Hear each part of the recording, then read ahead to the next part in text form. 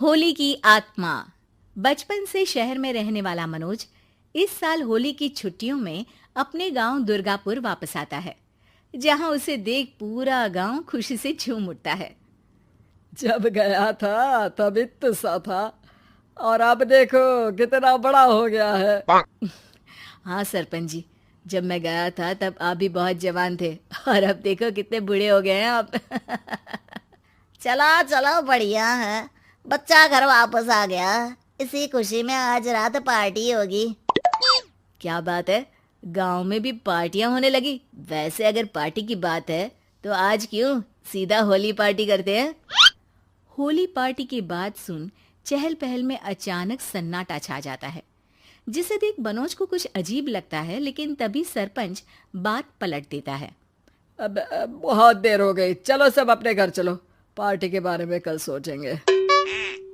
मनोज भी mummy papa के साथ घर आ जाता है, पर होली पार्टी और उस पर पूरे गांव की खामोशी वाली बात अभी तक उसके जहन से निकलती नहीं।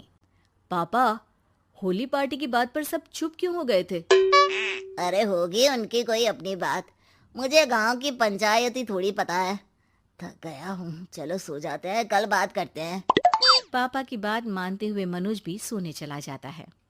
आज तो छुपा लिया, लेकिन हफ्ते बाद जब होली का दिन आएगा तब इसे कैसे रोकोगे। अगली सुबह सूरज के साथ ही मनोज भी गांव घूमने निकल जाता है, जिस पर रास्ते में उसे अपनी ही उम्र के कुछ लड़के भी मिलते हैं, जिनसे दोस्ती कर अब वो उनके साथ घूमने लगता है। इसी तरह कुछ दिन बीत जाते हैं और होली नजदीक आने लगती है। दोस्तों, होली में 4 दिन ही बचे हैं, पर गांव में उसकी कोई तैयारियां क्यों नहीं दिख रही। क्योंकि यहाँ होली नहीं मनाई जाती। अरे पर ऐसा क्यों। वो राजा भूषण। अरे तुम 4 दिन के लिए आए हो, क्या इतना सोच रहे हो। चलो कुछ खाने चलते हैं। इसी के साथ एक बार फिर होली की बात को टलते हुए देख मनोज को शक होने लगता है। वो घर पहुंचते ही इंटरनेट पर अपने गांव और राजा भूषण के बारे में जानकारी निकालने लगता है। क्या? मुझे आज तक ये नहीं पता था। ऐसा कैसे? किसी ने मुझे कुछ बताया क्यों नहीं? सारी जानकारी लेने के बाद मनोज गांव वालों या अपने मम्मी पापा से कुछ पूछे बिना खुद ही उसकी सच्चाई के बारे में छानबीन करने लगता है, जिसके चलते वो राजा भूषण की हवेली में पहुंचता है। वाह, क्या हवेली है यार। पर क्या यहाँ सच में कोई भूत है? हेलो भूत जी, कोई है क्या? हम इस साल गांव में होली सेलिब्रेट कर रहे हैं, क्या आप उस पर थोड़ा इंटरव्यू देंगे? मनोज के ऐसा बोलते ही गांव में तूफान उठ जाता है और हवेली में रखी सारी चीजें हिलने लगती है। एक अदृश्य शक्ति मनोज को धक्का देकर हवेली से बाहर निकाल दरवाजा बंद कर लेती है।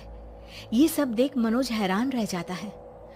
क्या अभी मुझे हवा ने धक्का देकर बाहर निकाल दिया? मेरे होते हुए इस गांव में कभी होली नहीं मन सकती, इसलिए दोबारा ऐसी कोशिश भी मत करना, अंजाम बुरा होगा। आवाज सुन मनोज हैरानी से इधर उधर देखने लगता है, पर उसे कोई दिखाई नहीं देता। वो गांव वापस आ जाता है, जहां तूफान की वजह से सब कुछ तहस महस हो चुका होता है। आखिर ये तूफान आया कैसे?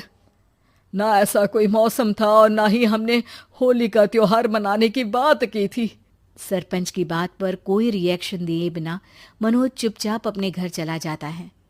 इस तरह देखते ही देखते होली का दिन भी आ जाता है और मनोज रंग लेकर गांव में निकल जाता है, लेकिन गांव पूरी तरह खाली होता है।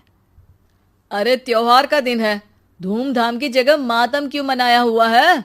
मनोज की आवाज सुन सब अपने घर की खिड़कियां खोल के घर के अंदर से ही उसे वापस जाने के लिए कहने लगते हैं, पर वो किसी की नहीं सुनता। तुझे पहले भी समझाया था, अगर होली खेलने की कोशिश भी की तो अच्छा नहीं होगा।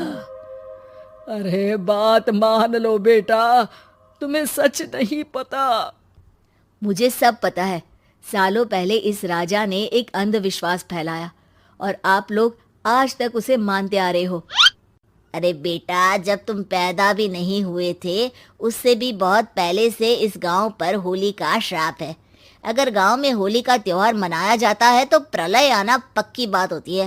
राजा भूषण इस सब में नहीं मानते थे और त्योहार मनाने लगे, जिसके चलते होली वाले ही दिन पहले उनके बेटे की और फिर उनकी मृत्यु हो गई। तभी से गांव की रक्षा के लिए उनकी आत्मा उस हवेली में रह रही है। सबकी बातें सुन मनोज उलझन में पड़ जाता है। सोचना भी मत मनोज, अगर तुमने इस परंपरा को तोड़ने की कोशिश भी की तो उसका परिणाम इस गांव और गांव के लोगों के लिए अच्छा नहीं होगा। मुझे भी यकीन नहीं हो रहा कि आप लोग एक बेतुकी बात को मानकर सालों से रंगों के त्योहार को मातम की तरह मनाते आ रहे हो। मनोज किसी की कोई बात ना मानते हुए पूरे गांव में रंग बिखेर देता है, जिसके तुरंत बाद वहां तूफान के साथ बिजलियां गरजने लगती है। अचानक मौसम में ऐसा बदलाव देख जहां मनोज कंफ्यूजन में आ जाता है, वहीं गांव वाले डर से सहम जाते हैं।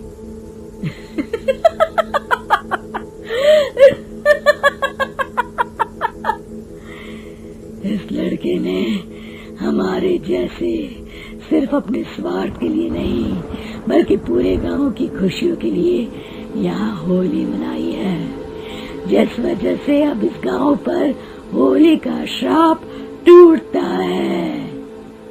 ऐसा बोलकर राजा का भूत वहां से गायब हो जाता है, जिसके बाद गांव के लोग धूमधाम से होली मनाते हैं। खुशियों के रंग गांव में बिखरे ही होते हैं कि अगली सुबह अचानक मनोज कहीं गायब हो जाता है और एक बार फिर गांव में होली का नया राज शुरू हो जाता है।